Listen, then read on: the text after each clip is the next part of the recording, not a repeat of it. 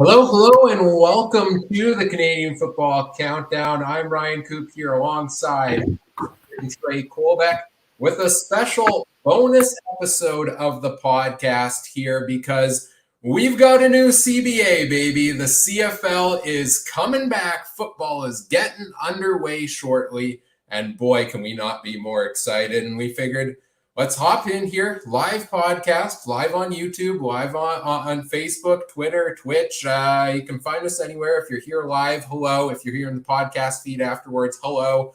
Happy to have you here with us. And let's celebrate. Let's celebrate this endless cycle of podcasts discussing the CBA being finally over and having the being able to talk about actual football coming up here. So we'll talk about the CBA one last time today, and then no more for the next 7 years, hopefully. Fingers crossed. I'll bring in the whole panel here in just a second, but before I do that, I do want to mention we are a proud member of the Canadian Football Podcast Network, and as always, want to acknowledge that the Canadian Football Countdown is brought to you from Treaty 1 territory, traditional territory of the Anishinaabe, Cree, Ojibwe, Dakota, and Dene peoples, and the homeland of the Métis Nation, as well as from Treaty 4 territory, traditional territory of the Cree, Saulteaux, Dakota, Lakota, Nakota, and Métis Nation. Now let's bring in the others on the panel. The great Adam Stewart is here from snowy Saskatchewan. What's going on over there, Adam? Well, yeah, it was raining pretty much all day here. Then at about 4 o'clock, all of a sudden this white stuff come flying down, and the ground is almost white here. And I guess it's prime football weather. And let's face it, I mean, we're ready to go. I had to bring out the old Stormtrooper white Saskatchewan Rough Rider hat because of it. And yeah, ready to go for another one here. And just happy that we got a CBA now to talk about a little bit. Right on, right on. And also with us here tonight, the great Trey Colbeck. Trey, how you doing tonight? Oh, I'm doing fantastic. But yeah, I hope that snow stays over there. I definitely don't need it here. This rain can go away too. I'm supposed to have my first slow pitch game of the night or the season. We got to wait. But yeah, excited. CBA, I didn't think it was going to happen, boys. You know that. You know how the camp I've been in, and I'm happy to see it got signed or tentatively signed, it looks like. Yeah, it is not officially signed at this point here tonight when we're recording this live on Thursday. It's still going to a vote here yet, but I mean, the CFL, to me, the CFL and the CFLPA are not going to announce it. The strike is not going to end, and the players are not going to go back to practice if they don't have intentions of signing this deal, especially, the player reps like Adam Bighill heading back to practice. Like, they're not doing this all if the deal's not in place. It's as good as done. I could see maybe, a small tweak here and there. But overall reactions to, just 3 days ago on the podcast, we were talking about, well, now we're playing the waiting game. Two sides broke off conversation, discussions. We didn't know when they were going to resume. Things were looking dicey. We started talking, are we missing a week? Are we missing 2? Are we missing the whole season here? Adam, let's start with you. Opening reactions to a new CBA deal for the CFL. I was real glad to start hearing just after our podcast. I don't know if Trey was getting to me or what, but I was starting to go in that boat of this could be a while. And I figured, at least the game against the Riders and the Winnipeg Blue Bombers, figured that's over already. We've lost that. And there's no way that there'll be a deal done at least until maybe next week or getting closer to the regular season. I mean, I was holding out hope, but let's face it, it was not looking very optimistic. Then Tuesday, all of a sudden there was a message saying, hey, they're talking again. And then all of a sudden there was another message later on in the evening saying they're actually really getting closer. Like, it's not maybe that far apart, and they're working on stuff.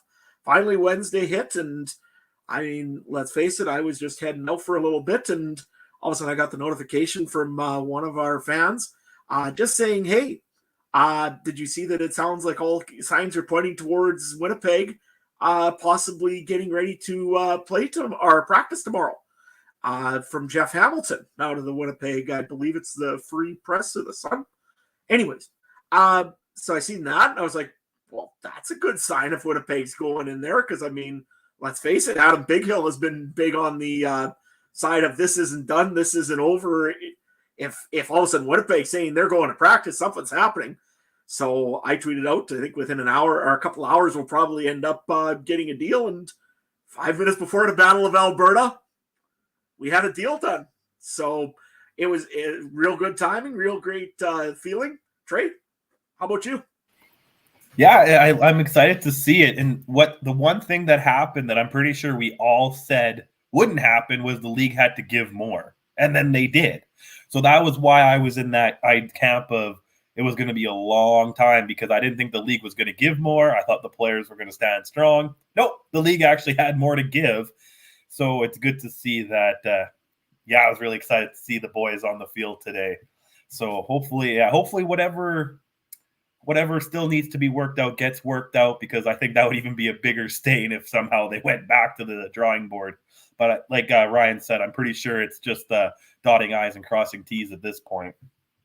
Yeah, this came together real quick. It was a flurry of activity, a lot of excitement last night. Literally everything that could possibly happen seemed to happen in one night. Of course, this gets dropped in the middle of the most absurd hockey game I've, witnessed in a while, where Calgary beats Edmonton by a field goal, fittingly, with a 9-6 victory. At the same time, you've got the CBA deal coming out. Like, of course, they happen at the same time, and everybody else is excited we're getting back to the field. And I guess Calgary and Edmonton are like, we've got a hockey game going on. We haven't stepped off the field because they've been practicing for 3 days already. So the deal gets done. 7 years in length seems to be the length of the new CBA here. I know a couple weeks ago on the podcast, we took some prop bets, I think, in discussion on how long of a deal. Are you all surprised that we got to a 7-year deal? Because to me, I think it's a longer than I initially thought it was going to be. I think I said 4 or 5 years, then see how the TV deal, what happens with the new TV deal.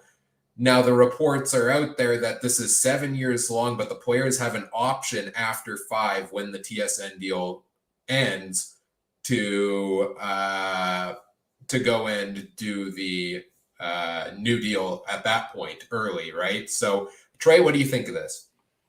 I like it, and it works out to this other timetable. As we saw, the XFL gets a 4-year deal with Disney starting next year. So that opt-out, so they got locked in. They got the CBA locked in for this whole first stint of The Rock in the XFL. Hey, that's one good. 2, they could go the 7 years if they feel it's a deal that still works out. And hopefully, I'm really interested to see what happens in this 5-year mark with the TSN deal. We all, one of the things that gets echoed a lot is we need to branch out to things like CTV, CBC, Sportsnet. So I think it was a very smart idea to have that opt out, but at the same time, if things don't change in the TV deal, they got another 2 years to go and before they have to maybe renegotiate in 7. I like it all. I know we were all kind of thinking at that lower end deal, like maybe 3, 4, but 5, 6, 7's not bad either. How about you, Adam? Actually, I was a little surprised that it was 7 years. I thought the players probably were going to try to aim for maybe a bridge deal if they were going to have to, but the CFL, kudos to them. They're proving that they want to be a partner now with the CFLPA, giving them an option and allowing them a spot on the marketing team to go and talk a little bit about maybe, hey, here's some options of what we could do when that TSN deal's coming up.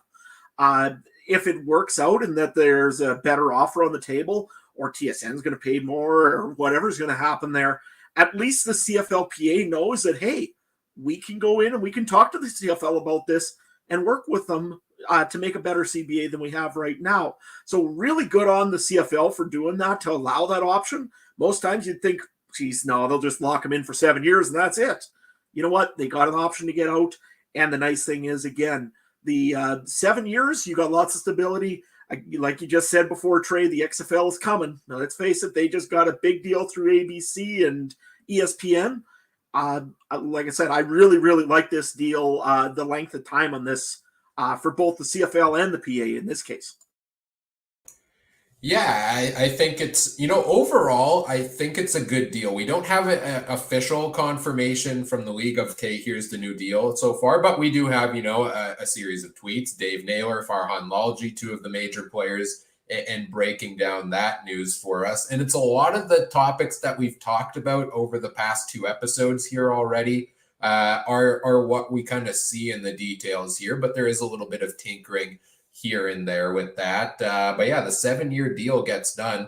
I think one of the most interesting things in the new CBA deal is the Canadian ratio, the naturalized Canadian ratio. I don't know about you guys, but I feel like I need to go back to school for 2 more years to study this ratio to fully understand what is actually going to be encompassed by it, because it sounds like there's one guaranteed spot for a naturalized Canadian, which is an American player who's been, I think, with his team for 3 years or in the league for 5, can take a Canadian spot on the field. But then you have the option of 3 others throughout the season that can take up to 49% of snaps, I think it is, in a game. It's either in a game or it's across the whole season. Like, I've long thought the CFL game and football in general is a rather complicated game for somebody who doesn't know to get into. Like, why are we making this more complicated than it needs to be here? Trey, what do you think? I see it as a tactic to get more American players on board, and also to not lose the Canadian players, because I believe, is there still 7, or did they make 7 plus the naturalized? I can't remember what it was. So you're not really taking a Canadian spot away. You're adding a new Canadian. But I don't know. Again, you don't really think about the passports when you're out there. When you're watching the game, did you really, we've seen guys in the past get dinged for not having the proper amount of Canadians out in the field. And did you really know when we were watching? No, they're not going to stop the game. And I believe I saw that it was going to be 49% over the season, and they'd have to monitor that somehow. And it'll probably just come as a fine or whatever if you go over it or this or that. So I don't think it's going to really deter fans. If anything, I like the ratio, but at the same time, you want to get the best players out there. So if you're getting more Americans out there that are, have a lot more NCAA experience than some of the CIS players, then fine. It's going to make the game more exciting, and I'm not going to turn that away, but you're also going to have your Canadians out there. So I think so far, everything I've heard about this looks amazing to me. How about Adam?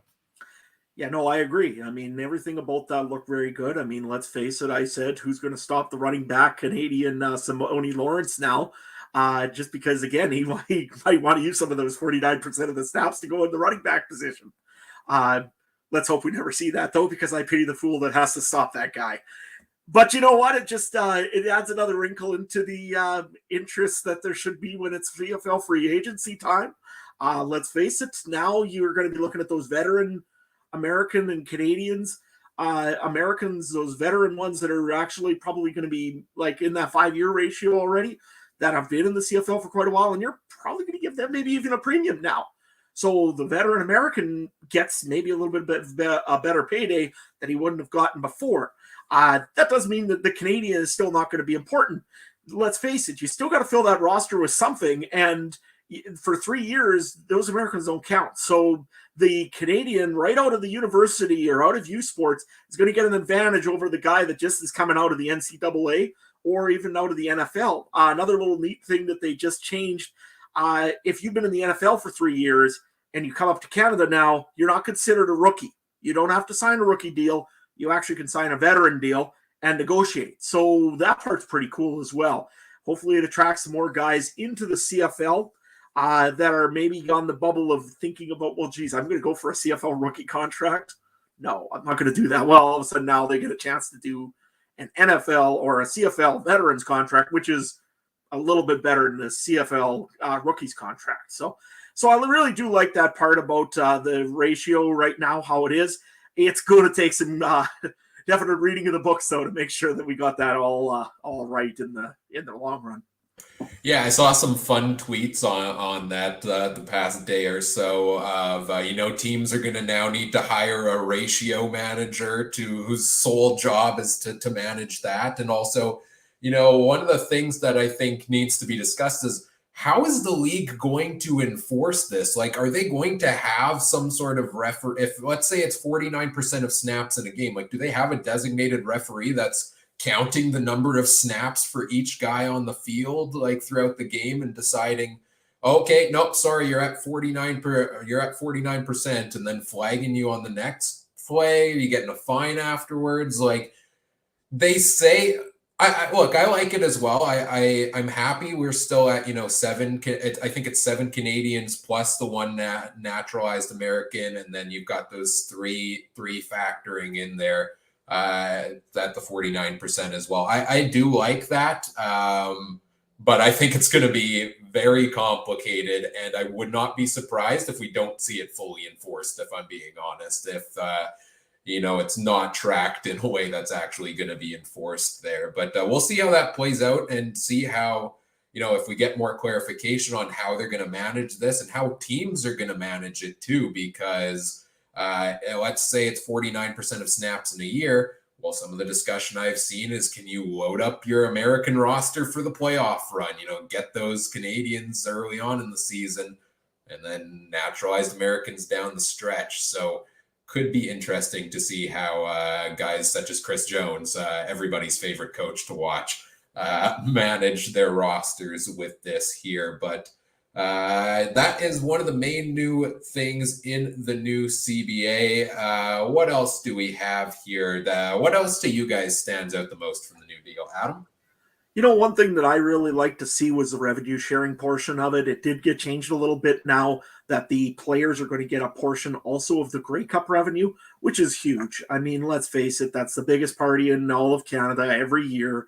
The players are the ones that everybody's highlighted and watching in those games, and they should be rewarded for their efforts into that.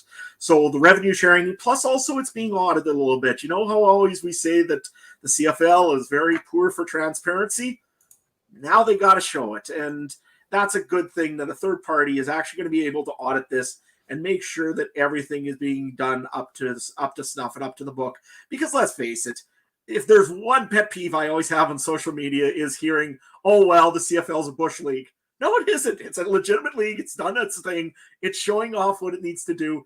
And we can get past this whole thing of it just being, oh, well, it's not the NFL. Trey, what's your favorite part of it? No, I agree with that. I think the players deserve a big chunk of that. And even if your team's not in it, you always see guys out at Grey Cup, right? So they definitely help promote it. Other than the little things we've talked about, not a lot has come out on what's in the new CBA.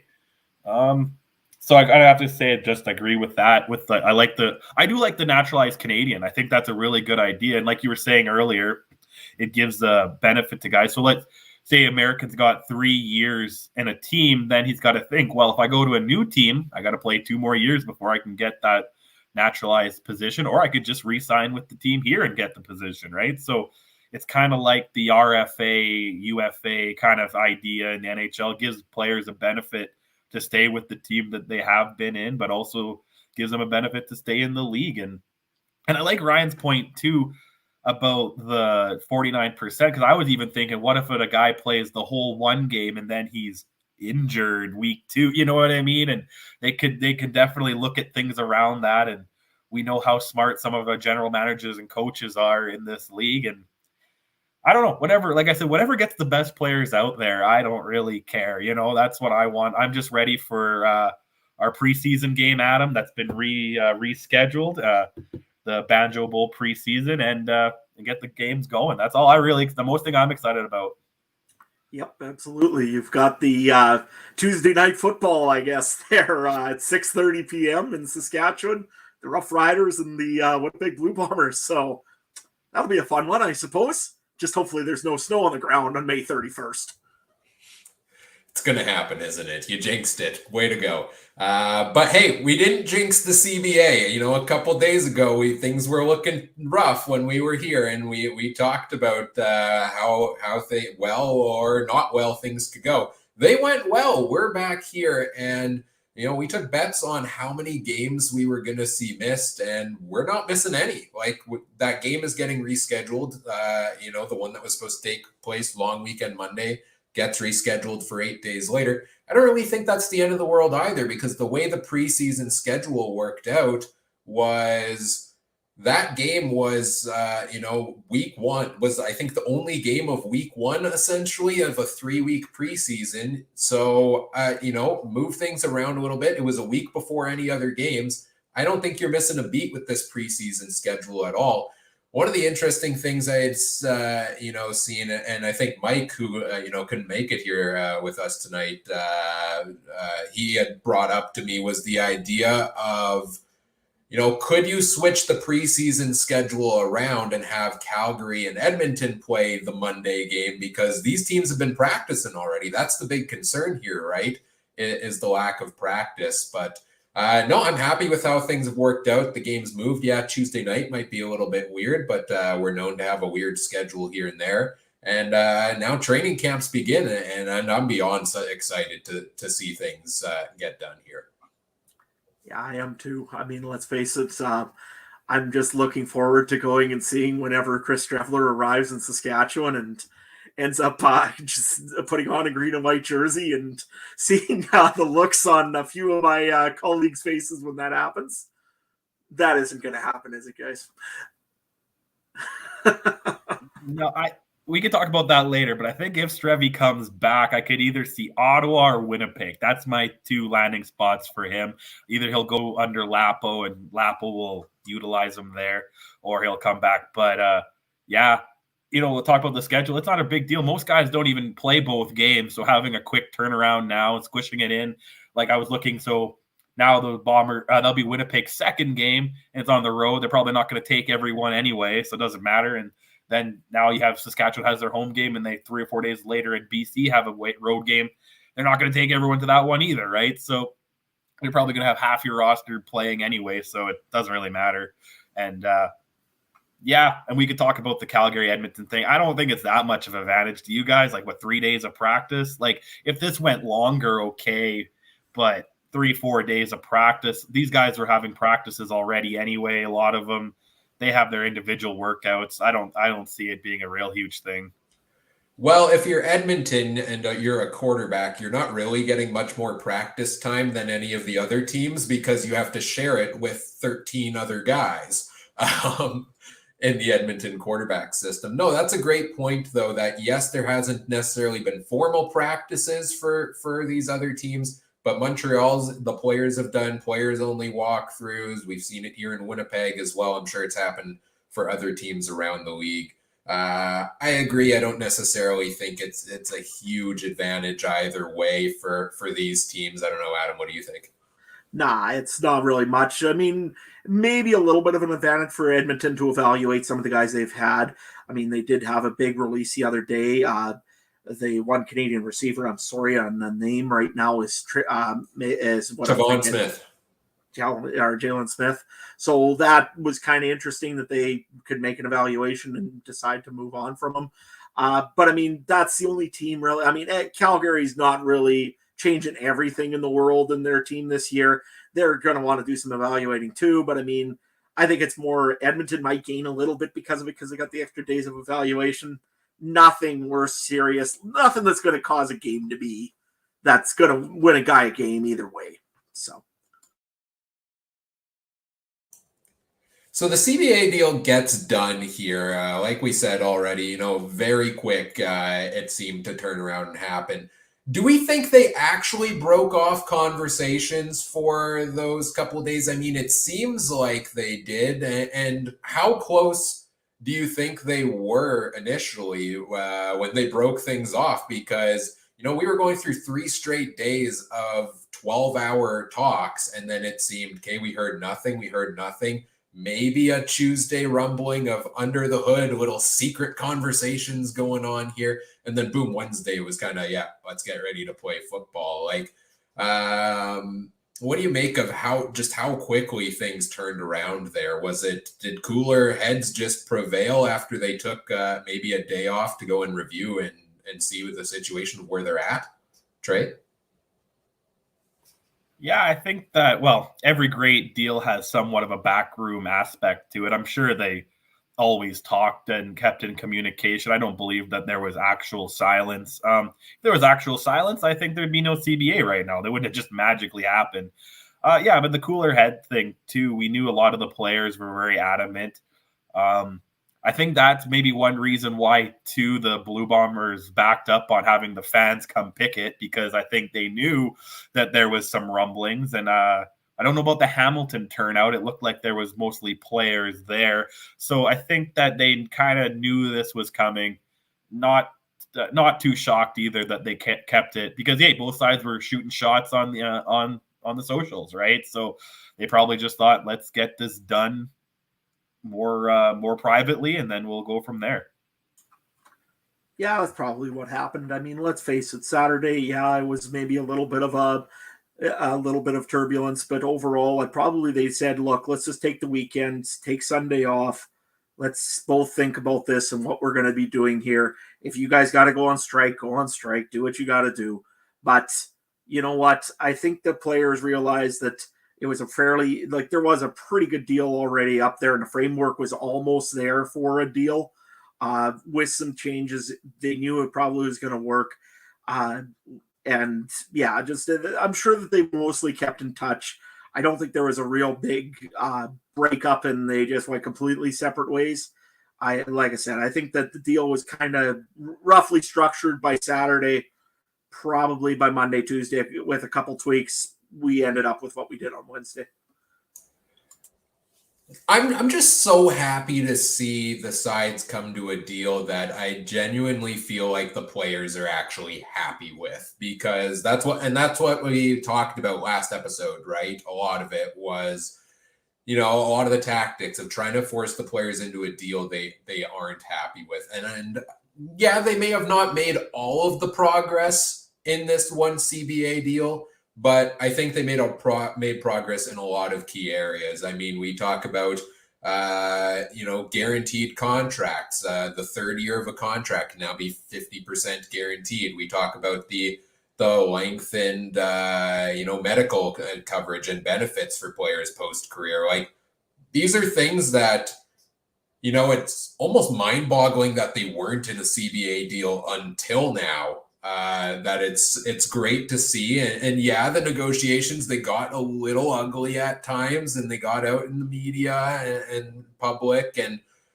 had us all scared there for a wee little bit that, our season might be delayed or lost. But at the end of the day, no harm, no foul, particularly in terms of lost games, lost season, anything. And kudos to the players for standing up for what they felt was right and getting a deal that they're happy with, because they're locked in for 7 years, well, at least 5 years now, potentially 7.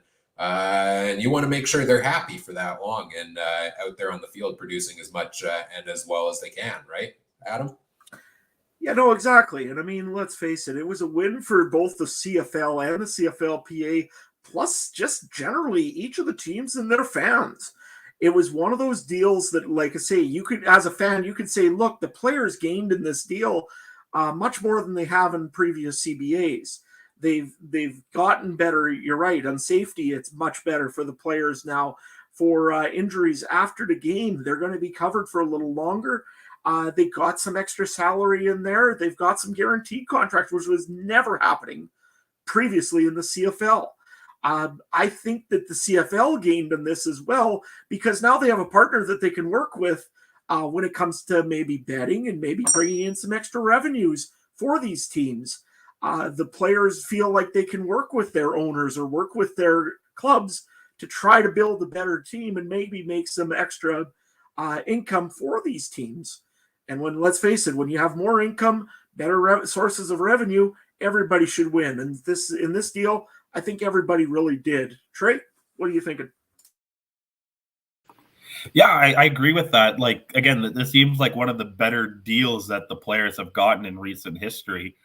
And yeah, I don't feel like the league had to give up an arm and a leg to give the players what they wanted, right? So it seems very manageable. And I guess time will tell. I hope that we're not having the same problem in 5 years, though, because I hope the league can kind of start trending in a more positive manner. But maybe that's something we can talk about in episode 1,505 years from now, right? So, but yeah, right now it's all positivity, and it's really weird to feel this happy as a CFL fan, because usually there's more doom and gloom or a little bit more hesitation to be this excited. But we know for 5 years we got CFL football, unless there's another pandemic. Yeah. Oh, God forbid. Please, no. Don't speak that into existence, Trey. Yeah, no, I agree. And I wish I could remember who I saw this take from on Twitter, but I agree with it wholeheartedly. Like this CBA deal that they have in place, like a 7-year deal here with the players. There's revenue sharing for the players. They've made a progress in a lot of areas here. Like this speaks to the volume of the CFL is not a dying league. Like the CFL is here, right? And it's here to stay, and they have plans for growth, and they have plans to include the players as part of that growth finally, which is wonderful to see. So that's a take I had seen that, I kind of think I agree with, where, yeah, it seems like now the CFL's got the deal done. They've got it in place. Now it's thrive on and off the field. Let's work together and thrive. And I think it's a win-win for both sides here. Absolutely. And let's face it, it can't help but help with the talent on the field, with the quality of everything going around. Let's face it, as a guy that just maybe didn't get drafted in the NFL, you're probably thinking this is it, right? Most guys that don't get drafted, they're okay, it's over. I understand. I'm not going to maybe go nowhere. There's the odd guy that comes in and says, I want to try the CFL because I want to sell another back road into the NFL. Well, if the CFL is shown as a viable league that pays a fair little bit, that has a lot of benefits to you, I could see NFL or I guess the way it would be is the guys that didn't get drafted would be guys that maybe would consider, hey, it's worth going up north for 2 years, 3 years, see what I can get on tape. If I can make a big splash in the CFL and get paid to do it, essentially, where I don't have to be thinking about my family at home, and if they're making enough or keeping on going, that they can actually maybe play in the CFL. And like I say, if you get the game film, you never know what can happen. You might all of a sudden end up down in the NFL one day, like a certain quarterback that I keep bringing up.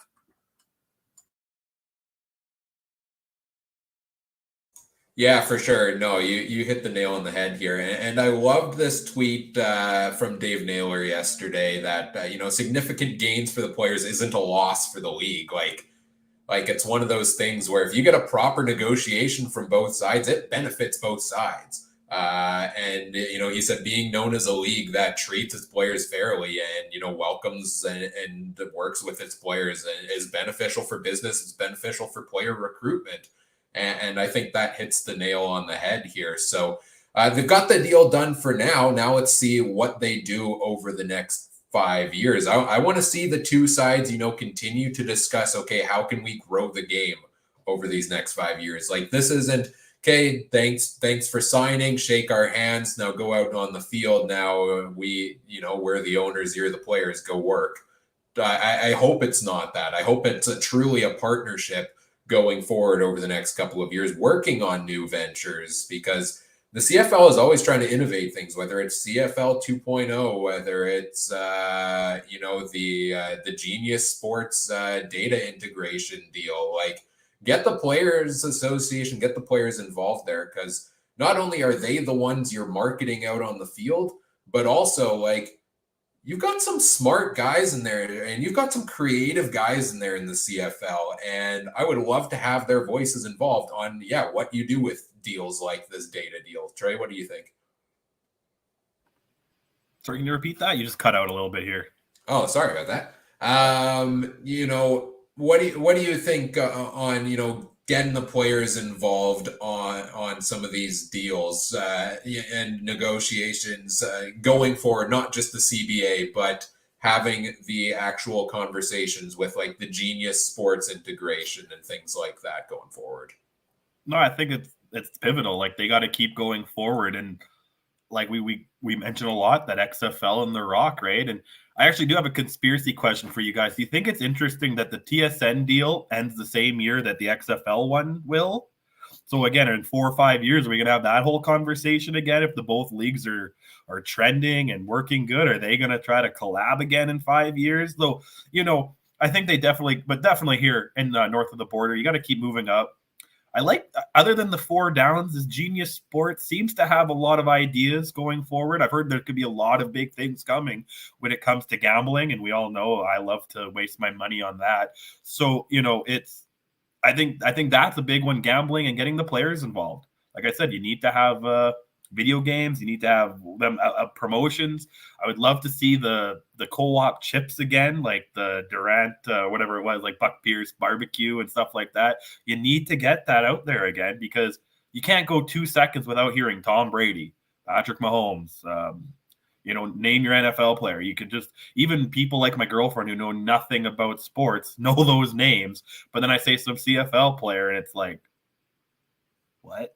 Other than a bomber, she has no idea what I'm talking about. So you need that, right? And I hope that the players in the league and this Genius Sports and every partner, TSN included, can get that going. Yeah, it was actually interesting the other day to see Marshall Ferguson actually saying that TSN was in a meeting. I didn't want to say with who or with what, but I mean, let's face it, pretty much they kind of knew that Genius Sports was behind this. And it seems like the TSN's very excited about this sort of stuff. You looked at what BC and Edmonton are doing right now. I am so relieved that Edmonton Elks game is going to go on here with the support for going out to the Ukraine situation out there. That's going to be great. The One Republic stuff from BC, that is going to be awesome. I mean, that's a top brand, a top name. That could be a Grey Cup headliner and is going to do the regular season opener. That's huge for the CFL. There's more things that they can be doing, and I think that they will be doing these soon enough, including with the in-game betting and with game betting. That's going to be huge money for the CFL coming in. It's going to benefit the clubs. And again, I hope the players can get a piece of that as well as we're going along with it. Right?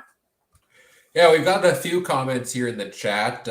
Chris Agger says, cheers, boys. We can all exhale now that the deal is done. I have faith within reason the league will improve their relation with the PA. Yeah, I think that's a lot of what we were just talking about there as well, that, getting a solid deal done is certainly underway with that.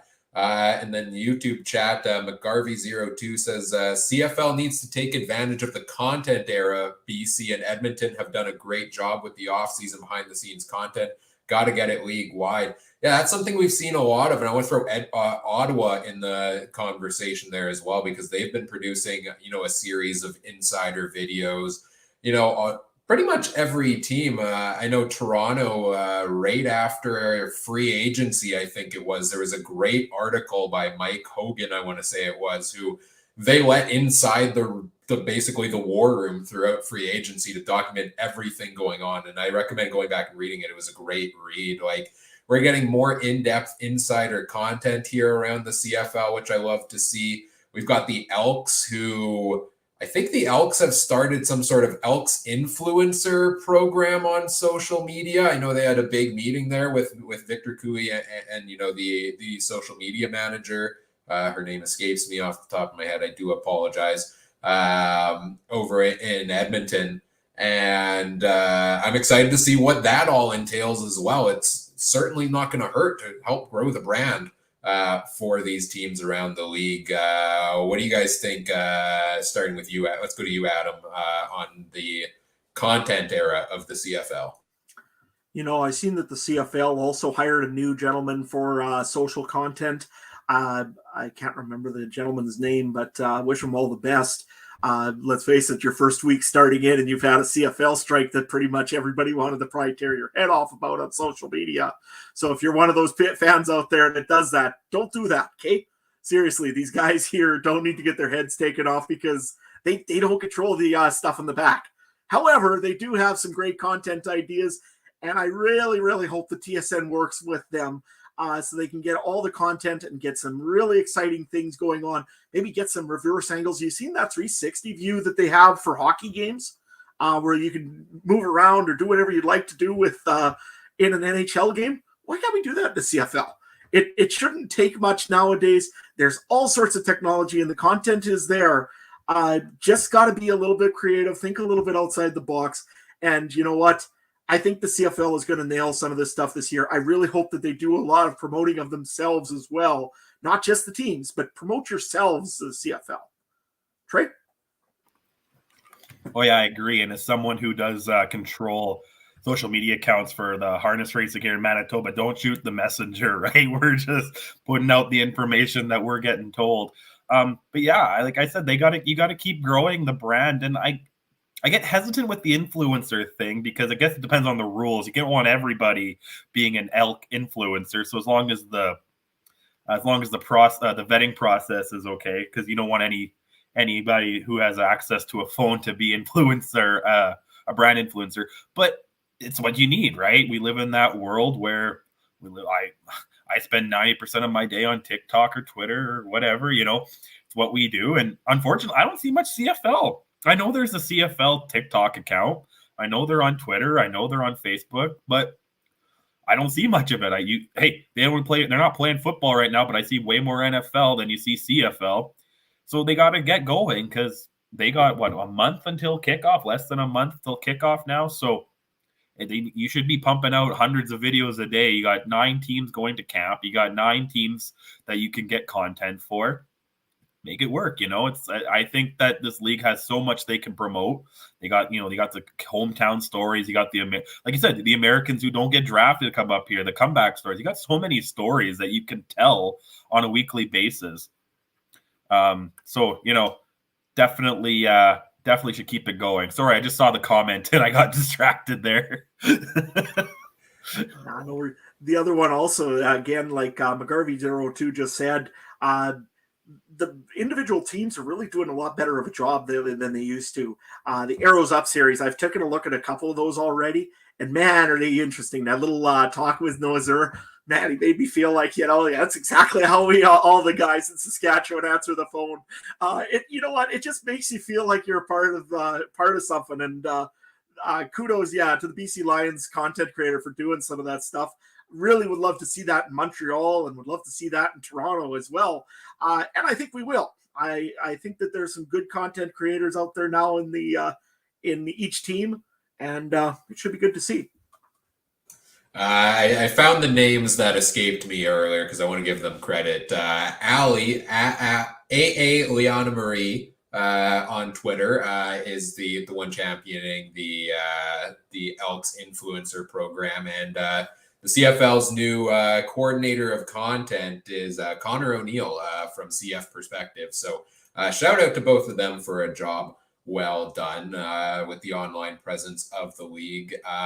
We're in the content era. We're in the football's back on the field era. We got a good question in here from our good friend Mike, who did text me this before. Or send this to us, said something to ponder. How do you think the new owners influenced this agreement as far as what to give? BC, Montreal, new president in Edmonton, seems to be some newer forward thinking owners here. How much do you think that weighed into things with the decisions there? Here, do you think, fresh faces across the board, maybe it's not the same old CBA we've seen before, Trey?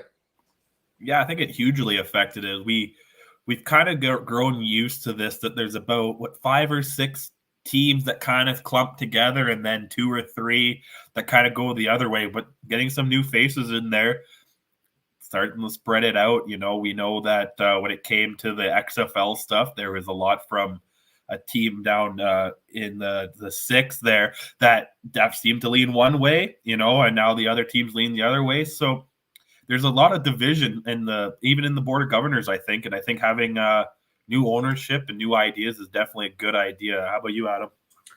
I 100% agree. Let's face it, to having a guy like David Braley, as much as he helped out the CFL and did a great job at helping the CFL, I think it was a good thing that maybe he wasn't in the room this time. Having new guys like the new owner of the BC Lions in there, having a new president of the Edmonton Elks, Victor Cui. I don't know if he was really directly involved in these negotiations, but definitely he's got to be influencing some of this. Even the Montreal owner, having new blood anywhere, it just brings new ideas, brings new innovation. And let's face it, it certainly would have helped this CBA come along the way it was. I can't see any way that it wouldn't have. And like I said, you still have those traditional groups, though, like Saskatchewan, like Winnipeg, that still know how to maybe run, how things ran and how they should maybe run a little bit. I'm sure that they also had some influence in this as well. They had things that they wanted to make sure they got changed up. I'm sure probably the padded practice thing probably was an idea, probably from one of those guys that was more of a traditional thing. And like I said, in the end, you got to have everybody's input into this. And I think it was pretty much everybody's influence. The new guys probably helped it out, maybe be a little more innovative than it ever used to be. So the deal's done. Football's coming back. Training camps started across the board today. Very exciting to see. So, it's time to celebrate, right? Like CFL is back. If I had if we had the musical rights to celebrate good times, come on, that song, right? Like I would play it on the podcast right now. We don't, so I recommend everybody go after this and listen to it and have a little dance party to celebrate. Training camps have started now, so let's shift the focus there a little bit. We don't really have a whole lot because it was one day of training camp, but over the coming days, which teams are you guys most intrigued to watch throughout training camp here? Let's start with you, Adam. I think the one team I'm really interested to see is the Toronto Argonauts for a couple of reasons. One, I'm still not really sold myself on the quarterback situation there. I know they got McLeod Bethel-Thompson. They say that he's their guy. I just don't know about that, and I'm still wondering how that's going to work. Plus, also how they can fit Andrew Harris into that lineup. I mean, let's face it, they have had problems blocking for the quarterback. Andrew Harris should be a big part of that. However, he's also got to figure out a whole new offensive line and how to break some holes. So I think he'll learn pretty quickly, and I think he'll be a big part of that Argonaut team, but I'm very interested to see how that's going to work. And also, of course, I'm wearing the green hat a little bit here in Saskatchewan. I am really, really looking forward to seeing new national defensive lineman Charleston Hughes and seeing what he actually brings to camp this year. That'll be very interesting to see that one. And he's got some challenge behind him. I mean, it's not that he's guaranteed anything like anybody in the CFL. Nobody's guaranteed anything. So that's going to be very interesting. Also, it's going to be very interesting to watch and see the backup quarterback battle in Saskatchewan. When the depth chart came out today, Mason Fine was actually marked as your backup quarterback. So that's kind of interesting as well. So those are the two I'm interested in right now. Trey, which ones are you looking at? I got Edmonton circled on my list here because to see what's going on, and I'm really interested to see with the quarterback situation. I want to see how Kenny Lawler fits into this mess as well. Now, had an amazing season in Winnipeg last year, other than what 2 games he had to miss. So other than that, he best receiver in the league easily. So I want to see how that goes, and I want to see how Chris Jones manages this team. And I think, like we talked about previously, I think they could easily be the wild dark horse in the West. And I think it's got to start from day one. And that, like we talked about earlier too, that was one of the teams that maybe benefited from having an extra 2-3 days on the field. So really interested to see what the pesky Elks will do. And also Winnipeg. But my big watch is I'm really interested in Strevler. Every time he gets cut, I'm sure his mentions from north of the border on Twitter go off. Like he's got to turn them off, I'm sure, at this point. But I'm really interested. He's got to come back at one point. There's only so many teams down south, and now he's went from Arizona to Baltimore to Miami. If Miami doesn't want you, you're kind of starting to lose on your teams that might want you. So I think in general, he's my big watch because I don't know if he's a starter, but now with that second quarterback rule, he got a little bit more valuable, I think, even here. So like I said, does Ottawa, Winnipeg, because Winnipeg still needs a kind of a backup. Where is he going to go? I think that would be interesting to watch. But watch him watch him get signed somewhere again down south, but we'll see where he ends up. Quick question also, guys. How many years has Chris Trevler been in the league? 2, 3? Two. Okay. His first year was 19, and then 18, and then 18. 19. Yeah, I think. Yeah, he only won the one cup. Yeah, and let's face it, that's kind of why I'm also interested in the Argonauts, because I think if there's a place for Chris Trevler to really go, yeah, I'm saying Saskatchewan because of the chaos. It's the Argonauts that I think possibly could take a real run at Chris Trevler, and especially if they have a funny feeling about McLeod, Bethel Thompson. That's one team that I see is looking for a quarterback and looking for one quickly. Well, yeah, the thing is, I think because we're so into training camp now, I think some team's going to have to give him backup quarterback money for 1 year. And I think he still thinks he could probably be a starter somewhere up here too, right? So he's got to look at where could he maybe start next year. And maybe Toronto's that one. Like you said, maybe Bethel Thompson has a bad year and Strevely can take over next year. It's interesting to see. That's why I think Ottawa, because I think he'll fit under the Lapo offense. But, yeah. I am with you, yeah. Yeah, I see it much the same way as you, Trey. I see Ottawa being a good fit with Lapo, somebody he's familiar with. Lapo likes to bring in his former quarterbacks. That's why, they had Nick Arbuckle in Ottawa and then decided they wanted Matt Nichols instead. Not that worked out too well for them there, but I'm very intrigued to see if Strevler will come north of the border, because I think he could have even more of a role now than he did back when he was with the Bombers before, due to the new rule here. And another thing in the new CBA is we're back to 3 quarterbacks on the game day roster, it sounds like. That was something that I never understood last season. We had a game where Nate Bahar had to play quarterback for Ottawa in the final 3 minutes of the game because Matt Nichols and Dominic Davis both got injured. And I guess it was, to allow one extra spot for a different position on the field. You don't always use the third string that often, but I don't know if I want my backup quarterback out there necessarily on the third down, 1 yard runs getting tackled in that pile. When if my starter gets injured, my backup's got to go in to play, and I expect him to play well, right? Like, you look at some of these teams, to me, it's Montreal is an example where you've got Vernon Adams Jr., great starter. You've got Trevor Harris, who's kind of in more of a backup role right now. Solid quarterback, could come in, fill in as a starter if you need.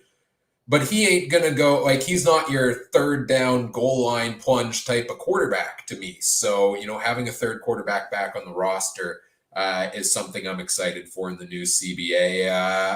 Among the teams I'm interested to watch, I think, like Trey said, Edmonton, the quarterback battle there, and the quarterback situation in BC. And we have a comment in the chat as well about Nathan Rourke. What do we expect from him this season?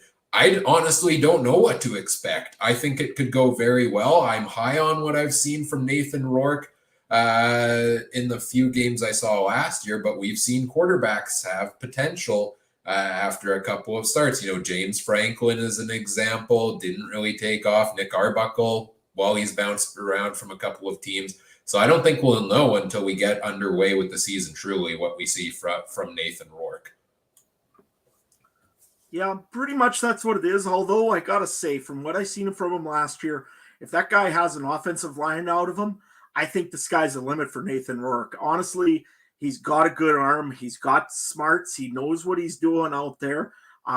Like I said, if he can just calm down a little bit because he's got a little bit of a help in offensive line. And having Noah Zur out there, maybe he'll help fill some of those holes. I think that Nathan Rourke could really have a great year this year. And I think the BC believes in him very hard. They already have released Isaac Harker off of their roster, which was a very big surprise because I thought, if nothing else, Isaac Harker's going to at least press Nathan Rourke for the job. I didn't think he was going to get it. I thought Nathan Rourke would be your starter. But, I'm quite high on Nathan Rourke. And also, let's face it, he's not the only Canadian quarterback anymore, which is really cool. You've got Trey Ford, who's probably going to very, very much compete in that 13 quarterback situation there in Edmonton. I think he's probably going to be either number 1 or number 2, probably starting out.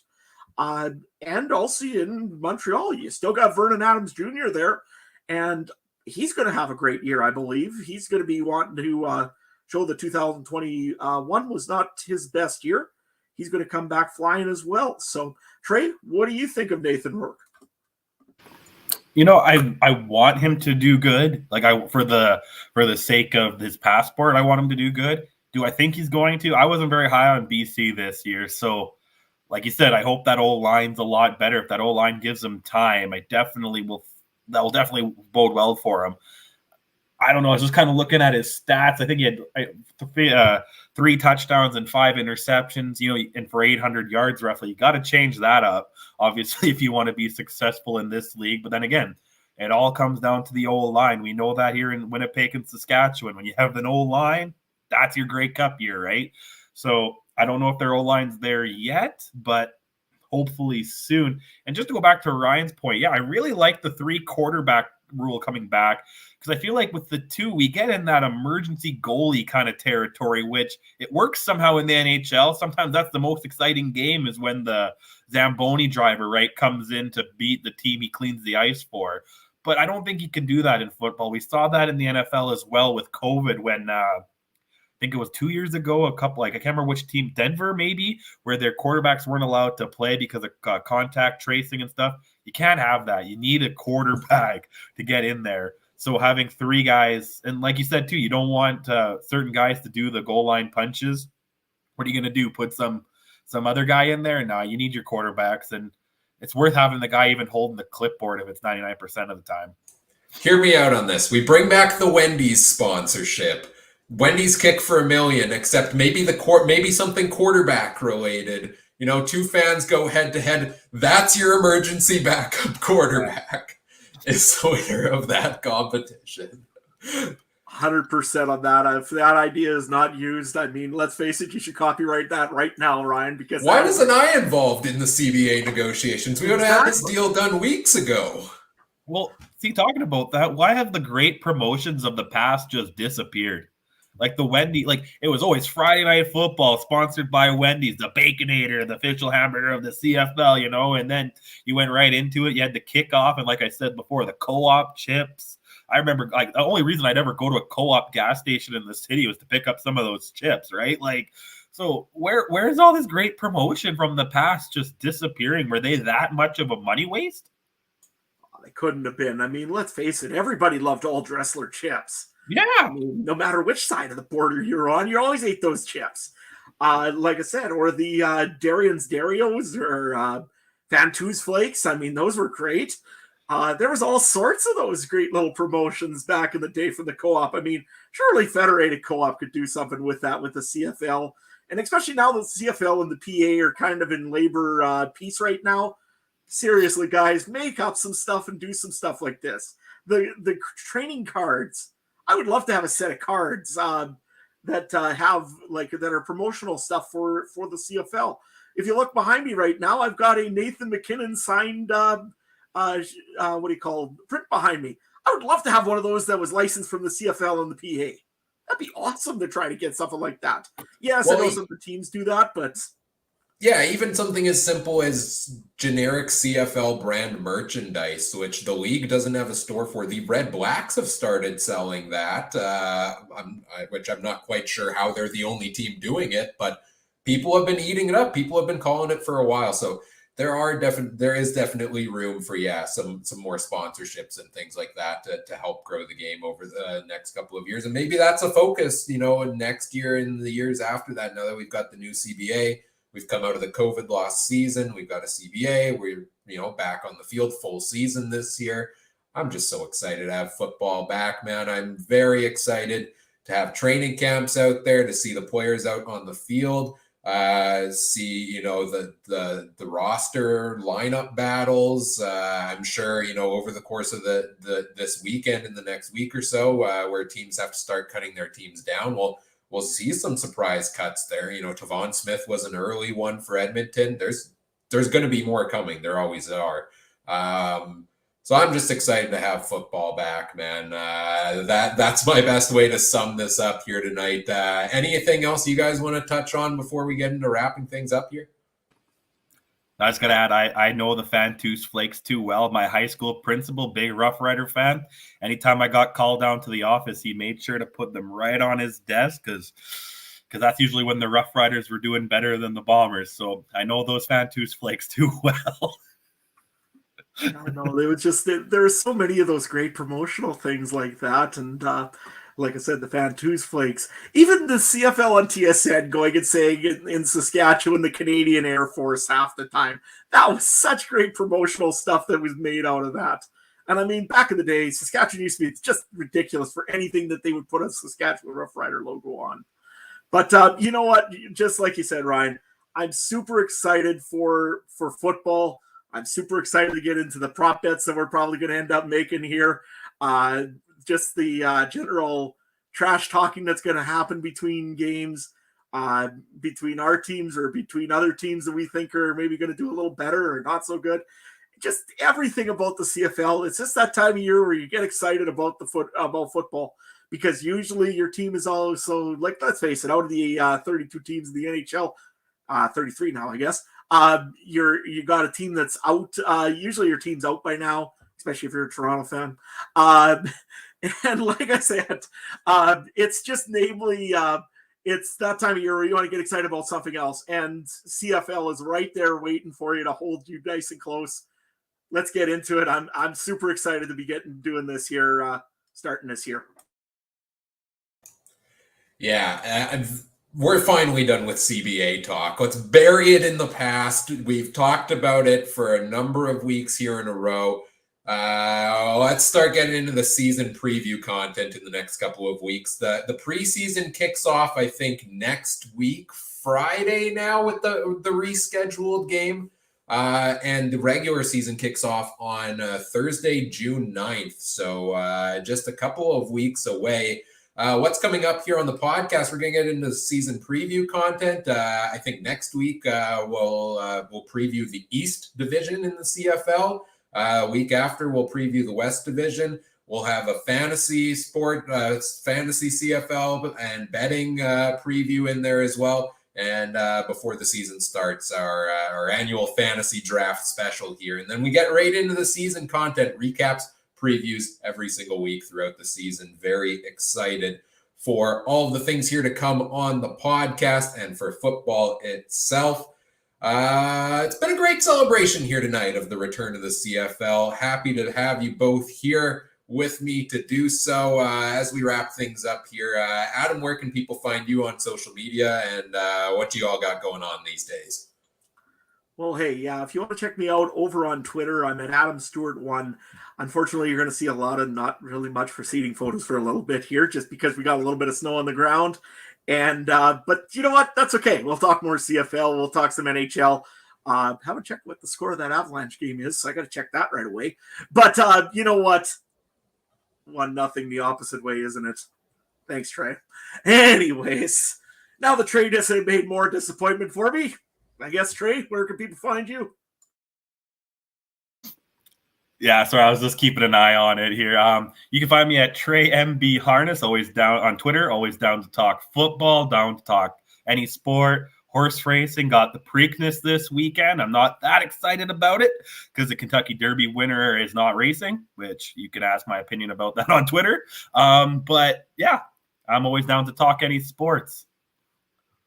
Right on. If you want to follow me on Twitter, I'm at CooperTrooper42. Tweet a little bit and getting more involved in it here, back into the social media as the CFL season gets underway. I had the pleasure of being a guest earlier this week on the Third Down Gamble podcast. Don was kind enough to invite me on to talk more CBA.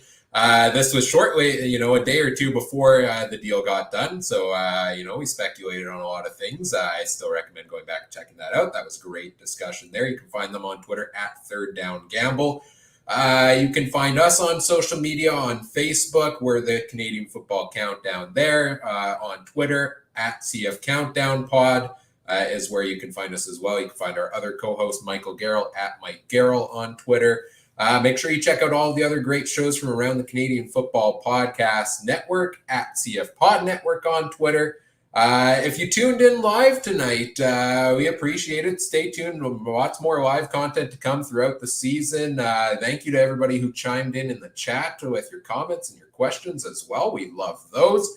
And whatever podcast platform or video platform you're watching or listening on, we always appreciate it if you do all the fun things such as like, comment, rate, review, subscribe, share the show with your friends, help us grow the show. We always appreciate that. And on behalf of our panel tonight, well, first I'll say stay tuned for exact date and time of next week's season preview show.